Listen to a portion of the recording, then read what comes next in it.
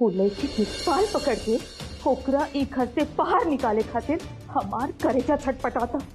तो फिर हमनी दोनों के उद्देश्य तो इक्के बामा। आपके तो करेजा छटपटाता, हमार तो अस्तित्व ही हिल गई बा तू बच्चा के आवे से। साफ साफ बोला तू का कहे चाहता रो? बलिदान।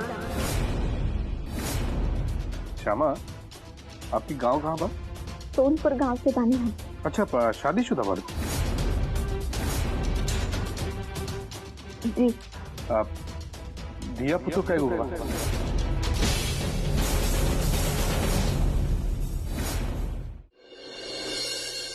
निखिल के तबीयत ठीक नहीं खे तो निखिल और श्यामा के संबंध कैसे आगे ले जाए के बाद एकरा पर बाद में विचार कर जाए। विचार हो चुकल बा बाबूजी। छोटकी दुल्हन पेट से बाड़ी बाबूजी।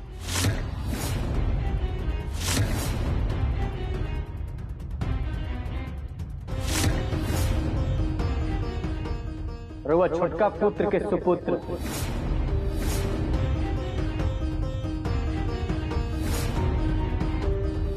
ये पेट से दिया।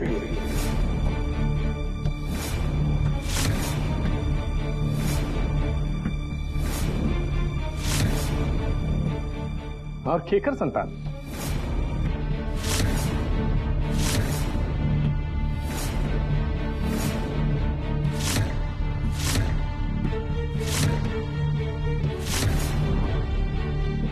और ई लड़की के भी हो?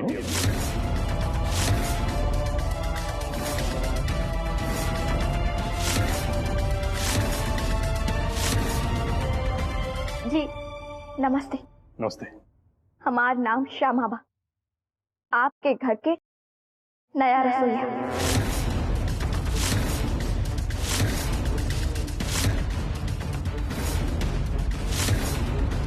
अरे वाह, माने हमनी के अब नया नया व्यंजन खाए के मिले, एकदम स्वादिष्ट। हाँ श्यामा?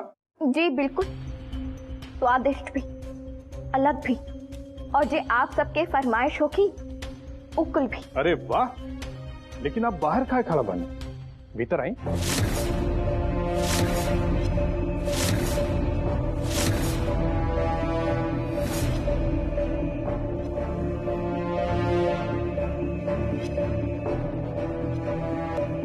बिजली, सर्वेंट क्वार्टर दिखाओ श्यामा के।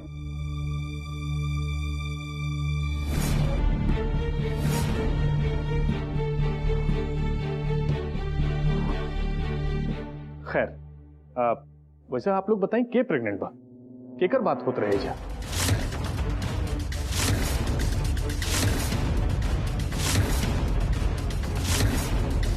छोटका बबुआ, वो आपन घर की बात नहीं खे, वो अपन पड़ोसी बारे नु पाठक जी, उनके घर की बात बा। ओके, पाठक जी के कांग्रेचुलेशंस।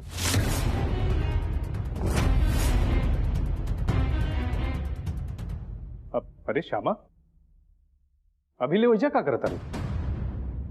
हे बिजली, एक बार कहे से समझ में नहीं क्या उसका। श्यामा के लिए क्या हो भीतर? आवा श्यामा, और हमरा के एगो कॉफी चाहिए जल्दी।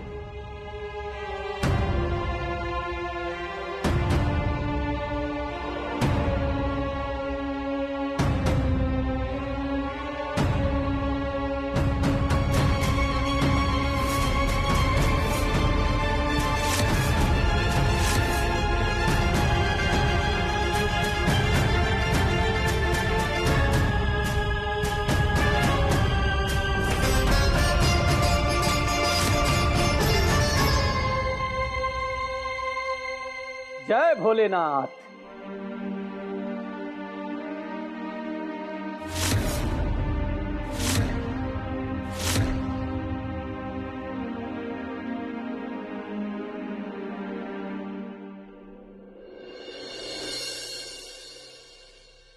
समझ से परे बा कि फिर से कैसे हो गई।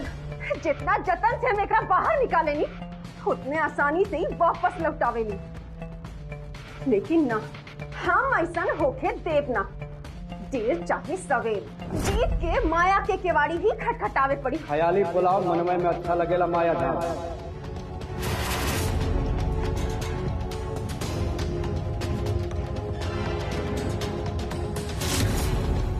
तो के का बुझाता? सोचा बुआ मिल जाई, दाल भात का कवर है। तोरी दिमाग में का चलत है हमके मालूम नहीं थे, लेकिन विश्वास कर कि बहुत जल्दी तो आप तिरिया चरित्र पता लगा के परिवार के सामने खोल के रख दे। का अनाथ शनाथ बड़बड़ा रहल बानी आप बड़का भैया।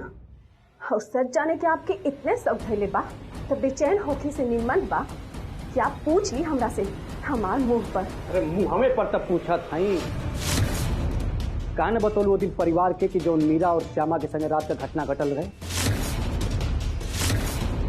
ऐसा तो कोनो बात ही ना रहे बड़का भैया। हम काहे इतना गंभीर विषय पर लुकावे के प्रयास करब? हाँ, अरे तू ऐसे प्रयास करबू कि तू पहले दिन से श्यामा के रास्ता से हटावे का कोशिश करताड़ू। लेकिन एक बात कान खोल के सुनला माया, कोनो भी प्लान बनावे से पहले याद रखिया कि तोरी पीठ के पीछे हम खड़ा बानी। निखिल भले भुला गई होखे कि श्यामा ओकर मेहरारू बिया, लेकिन हम क्यों के भुलाए ना देव कि श्यामा एक परिवार के पतो ही बिया। ओकर गर्भ में पले वाला बच्चा, दोनों के समान अधिकार है परिवार में।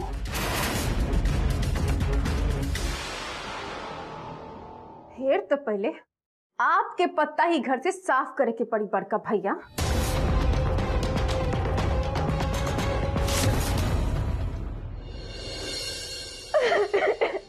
श्यामा बस बंद कर रखाने के आ गई ना अपन घरे अपन पति लगे।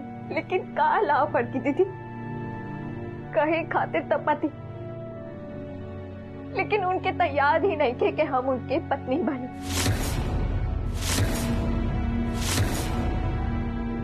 और जब उनके याद ही नहीं थे तो उनके ई कैसे पता चली कि उनके ही बच्चा बा? याद होके चाहे ना, बच्चा के ओकर पिता के नाम जरूर मिली।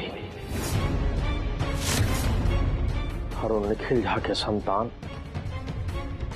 और नरेंद्र झा के वंशज ही कहलाई।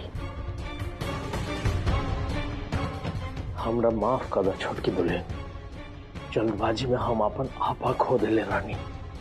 जौन भइल ओकर हिस्सा हमरा ना बने चाहत रहे, हमरा से भारी भूल हो गई बा। बाबूजी, आपके हमरा से माफी मांगे की नौबत कहाँ से आ गई?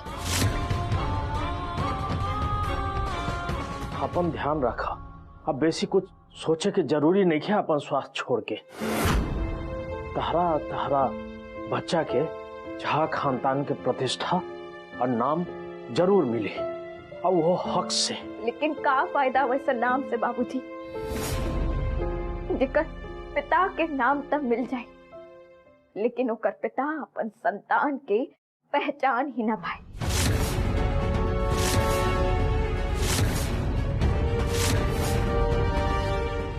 भोलेनाथ पर भरोसा रखा। उनका घर में देर बा, अंधेर नहीं खे। उहे तहरा एजा तक लाइल बाड़े, आगे भी उहे रास्ता दिखाई है। चला जा, अब निखिल के गरम दूध दे आवा। देखा कोनो जरूरत तो नहीं खे ओकरा। अच्छा ठीक बा, तू तारा पहचानत नहीं खे, लेकिन एगो पत्नी के फर्ज तो तारा निभावे पड़ी नो श्यामा। अब तो तारा अधिकार भी बा, चाहे पत्नी के नाते या रसोईया के नाते। सब समय ओकरा अपन निगरानी में रख सकेलो। छोटकी दुल्हन, मौका मिलल बा, कुछ समय अपन पति के संगे अकेले गुजारा। ओकर ध्यान रखा, संतुष्टि मिली।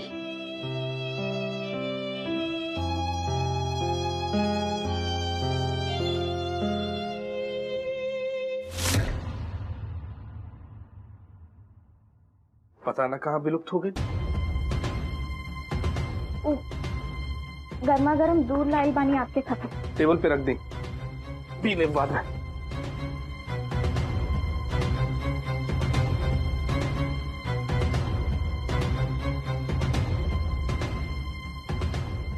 का खोजता नहीं आप? एगो हमारा ट्रैक पैंट रहे, मिलत नहीं के। उता पुरनका अलमारी में बा। आपके कैसे पता चला? हम ही रख ले रहनी इस्त्री करके। अच्छा,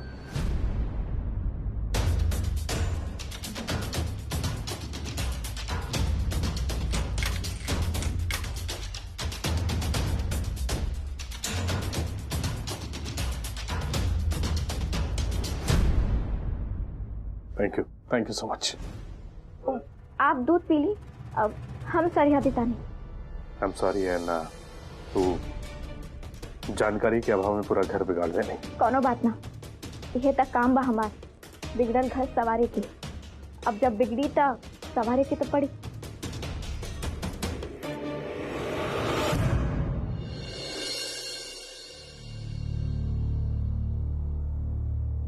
ममता, ये अब बीतल बात के अतना तूल दिला से कुछ ना मिली। एबे तो तारा श्यामा के स्वीकार कर ही पड़ी।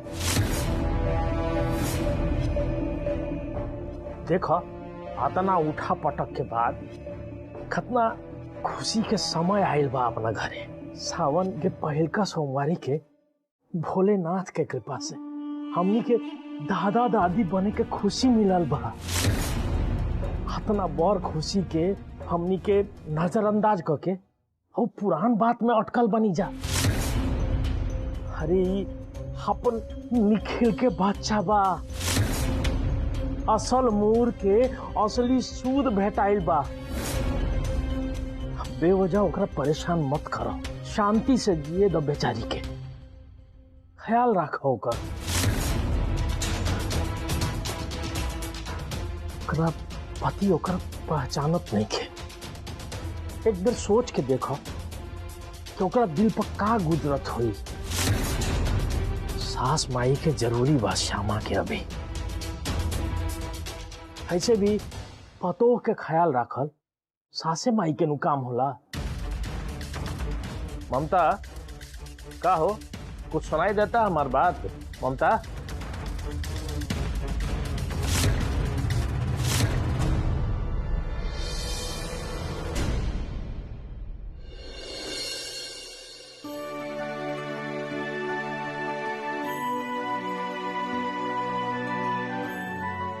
श्यामा रह दा, बाकी काल हो जाएगी ना। लगभग खत्म ही बा, पूरा कर देता नहीं। जैसन आपकी मर्जी। अच्छा श्यामा, आपकी गांव कहाँ बा? सोनपुर गांव से बानी हम, पटना से बेसी दूर नहीं खे। ओके ओके। बाकी घर में के सब कोई, माँ, बाबूजी, एगो छोट दुलरवा भाई, बड़ भैया और भौजाई, भरल पूरल परिवार बा हमार। Very good. अच्छा, शादीशुदा बाड़ू?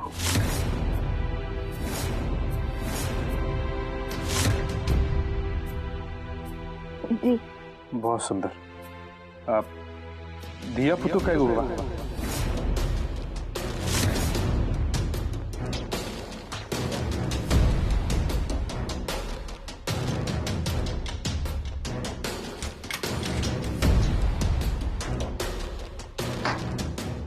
सरिया देनी आपके अलमारी एकदम पहले ऐसा। Thank you so much. आपके कुछ और जरूरी होगी तो मैं संकुच बुला ले भमरा। जी बा, जरूर।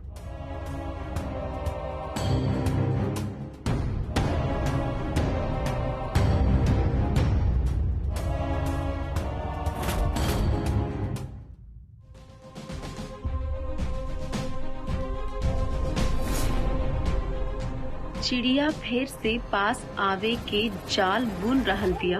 माने फिर से तमाशा शुरू होगी ना, कौनो कीमत पर ना होके दे बैसन। निखिल के मन में लड़की के प्रति घृणा पैदा करके कौनो रास्ता खोजे के पड़ी हमरा।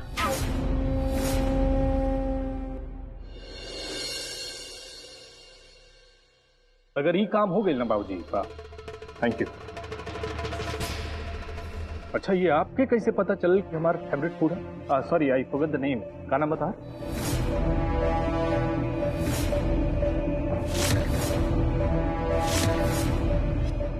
जी, श्यामा। श्यामा, हाँ हाँ राइट। श्यामा, ये आपके कैसे पता चलल कि खीर हमार फेवरेट फूड है?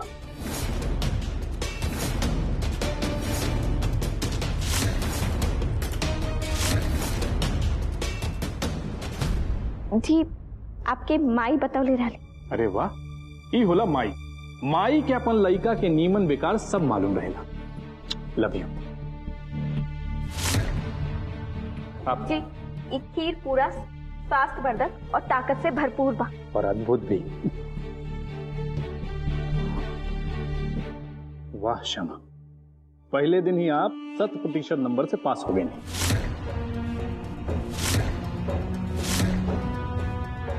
आप माई कहां से मिला लीजिए? आज मीरा होत ना तो ये खीर उंगली चाट चाट के खाता।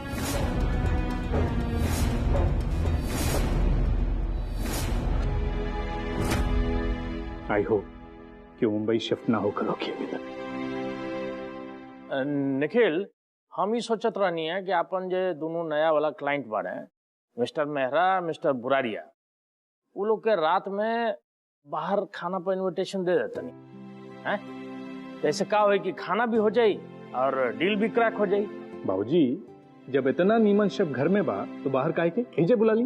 अरे वाह, तो सोने पर सुहागा हो गए हैं। तो हमरा दिमागे में ना आयल रहे। Good idea Nikhil, good idea. Thank you.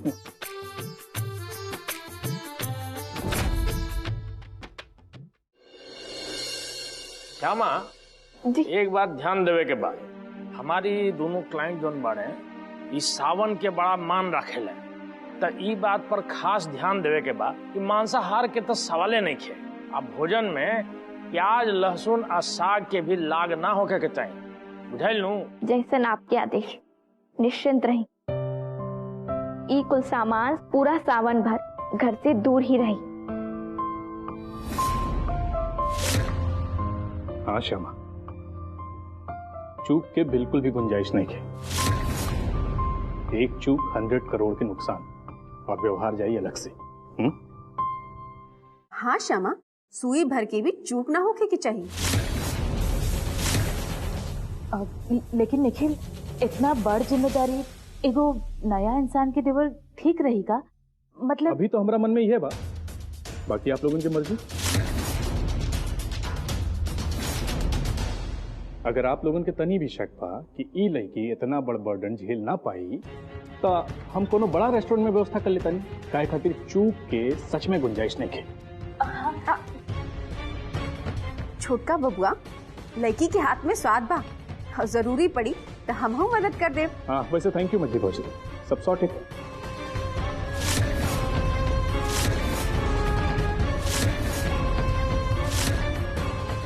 अब अरे भैया, हाँ तो सही। हाँ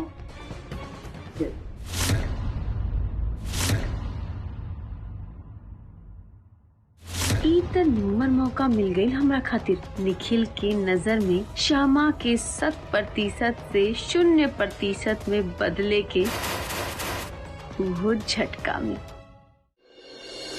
मछली तुम्हें का लगता तारा? कौन नया खेल खेले के तैयारी करता रहो?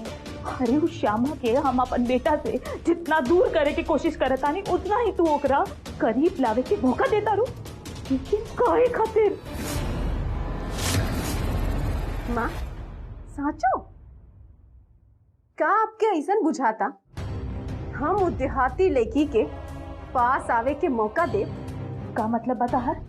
मतलब अच्छा माँ एक बात बताई, आखिर आपके उद्देश्य का बा? हमारा उद्देश्य वो लड़की के बाल पकड़ के ओकरा एक घर से बाहर निकाले खातिर हमार करेजा छटपटाता। फिर तो हमनी दोनों के एक ही उद्देश्य बा।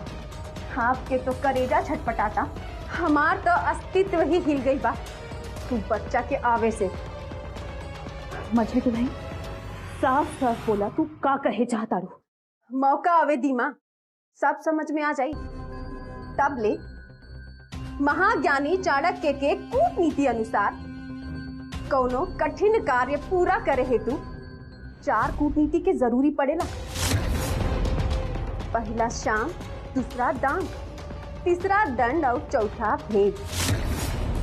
लेकिन हमार इच्छा बा काहे ना हमनी के एकरा तनिसन उल्टा कर दे।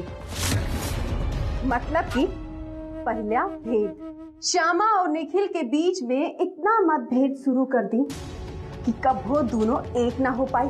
सब समय निखिल के मन में श्यामा खातिर घृणा छोड़ के दूसरा कुछ न बची। और ई कार्य के शुभ आरंभ हेतु आज रात से सुंदर मौका दूसरा नहीं खे। प्लान तो ठीक बा मछली दुल्हन, लेकिन कैसे का करबू तू? बलिदान। क्लाइंट के मेहमान नवाजी में अगर तनको चूक भई तो 100 करोड़ के डील हाथ से निकल जाई। हाँ नु, और श्यामा ऐसन लड़की से छुटकारा पावे खातिर 100 करोड़ रुपया हमार नजर में बहुत छोट बलिदान बा। सोच के देखी माँ, एक तरफ आपके दुलरुआ बेटा के भविष्य बा और दूसरी तरफ 100 करोड़ रुपया। आपकी नजर में ये दोनों में से सबसे महत्वपूर्ण कौन चीज बा माँ? निखिल या 100 करोड़?